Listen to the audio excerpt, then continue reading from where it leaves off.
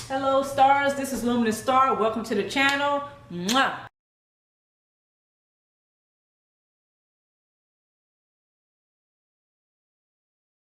Thank you so much for your subscription. Thank you for motivating me and inspiring me to keep this channel active.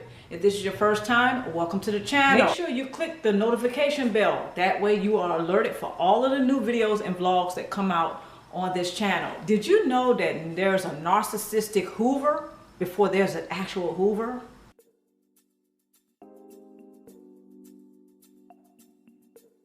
Usually there's a smear campaigning that takes place, but it is after an imaginary contract has taken place. Now, you usually don't know anything about the imaginary contract because it is only in the mind of the narcissist or the cluster personality type. So in a romantic situation, most of the time we are not even aware that a contract has been made. And of course, the narcissist expects us to fulfill that contract. And when it's not fulfilled, this is usually when the love bombing stops and the smear campaigning begins. Now, here's another thing that usually goes undetected, and that is the narcissist already has new supply before they discard of the current supply. Be sure to check out my video, Narcissists Had New Supply Before They Discarded You. So I don't have to tell you how unfair it is when the narcissist formulates that imaginary contract or what they expect you to bargain, right? During the relationship. But it is unfair because it's in the mind of the narcissist. He or she expects you to fulfill that contract. Now, what is the stipulation of the contract, or what are the terms of the contract? All right, so the terms of the contract. Number one, always be loyal no matter what. Don't question, don't challenge, don't protest. Pretty much you have to be a robot, okay? If you're not a robot, you have to be invisible. You have to be that person who doesn't have a voice, you don't have an identity, and you don't have a life. All right, term number two of the contract, be perfect. And third term of the imaginary contract is to never become unhooverable. There's an opportunity that is often missed when the narcissist begins to hoover. One of the things that usually takes us by surprise is when the narcissist begins to obtain new supply, but instead of upgrading, they downgrade. Now, this is usually a mind screw or messes with the mind, okay? Because oftentimes when the narcissist begins to scout for new supply, it is not before they discard the current supply. This is, they have an art to it. They break it down to a science. They're very methodical on how they will keep their supply plentiful. Narcissists and cluster personality types, very often they must keep that supply plentiful to satisfy their false self-images.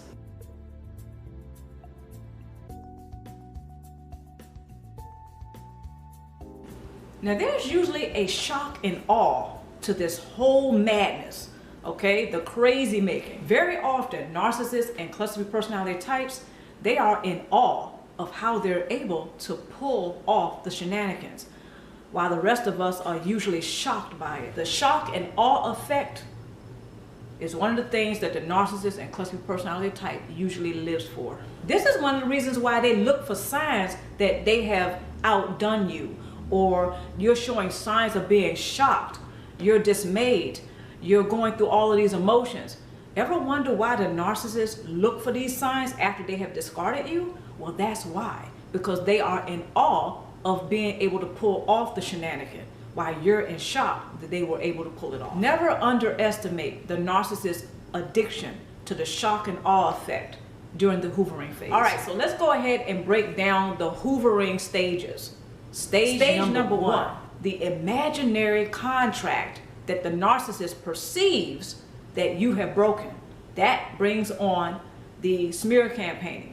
They go from the love bomb to the smear campaigning because they perceive that you have broken that imaginary contract.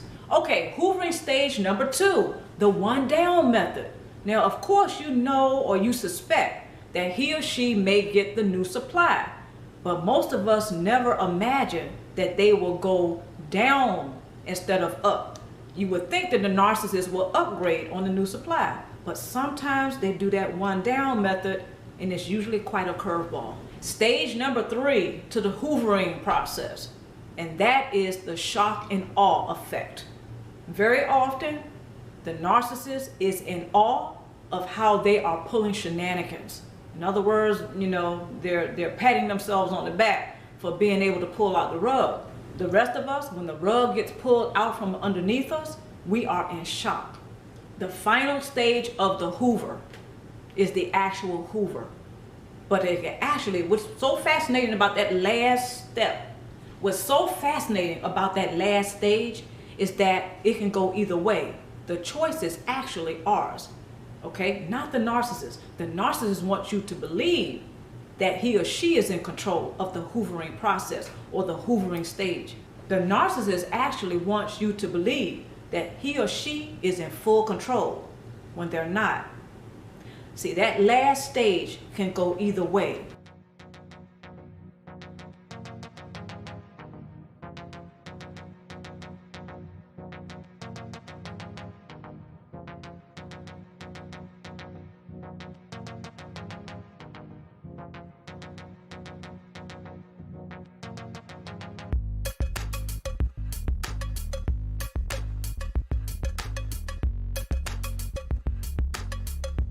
There are often opportunities missed to become unhooverable.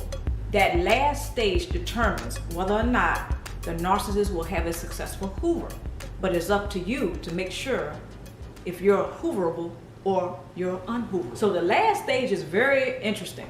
The last stage of the hoovering process, very interesting, very fascinating, because most of us don't realize the opportunities that are before us to become unhooverable. We totally miss it because we usually become reactionary, which this is something understandable. When the rug is being pulled out from up underneath you, yes, that doesn't feel too good at all. The narcissist and cluster personality, for one thing, they're in awe of being able to pull it off while you're in shock. So this particular stage is the stage that can just bust up everything. In other words, you have the opportunity to become unhooverable. So this will knock down the narcissist's whole operation. If you become unhooverable, this will dismantle the narcissist's whole operation of hoovering you back in. So that last stage is very critical. If the narcissist is able to detect that you still, you're pining away or you still want him or her, all right? If they detect that, then they know more than likely they're going to have a successful hoover.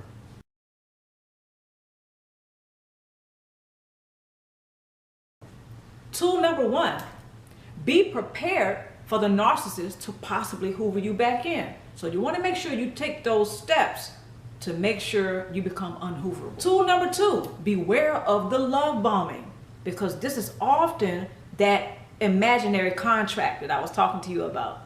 Narcissists and cluster B personality, they will place a person on a pedestal. Narcissists can place the person on a pedestal, but often that pedestal is within a sunken place. Okay, so even though they're raising you up, but at the same time they're tearing you down. They place you on a high pedestal, but it is often in the deepest depths of hell or in the sunken place. Tool number 3, have a support base. Yes, a support base consists of different things. Your support base may not be my support base. My support base may not look like your support base, but a support base consists of many different things, because my support base may not look like yours and vice versa. But a support base is a game changer. So there actually is a narcissistic Hoover before the Hoover, all right? But it all boils down to you.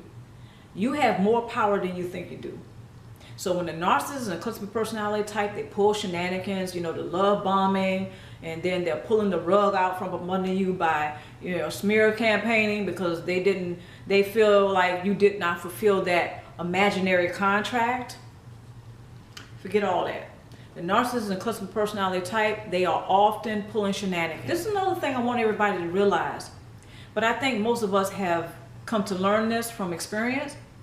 Narcissists and cluster B personality types, they are often having one relationship after another, not just romantic relationships.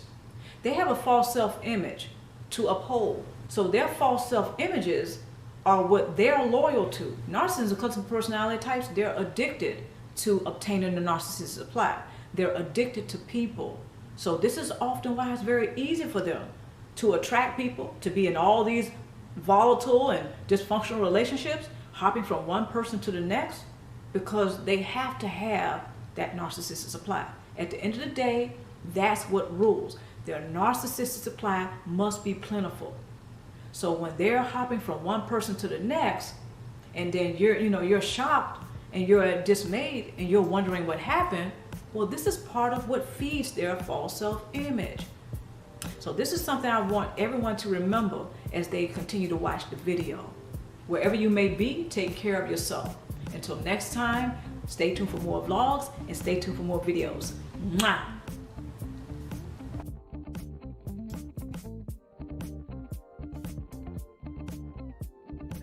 This is when they're going to move forward.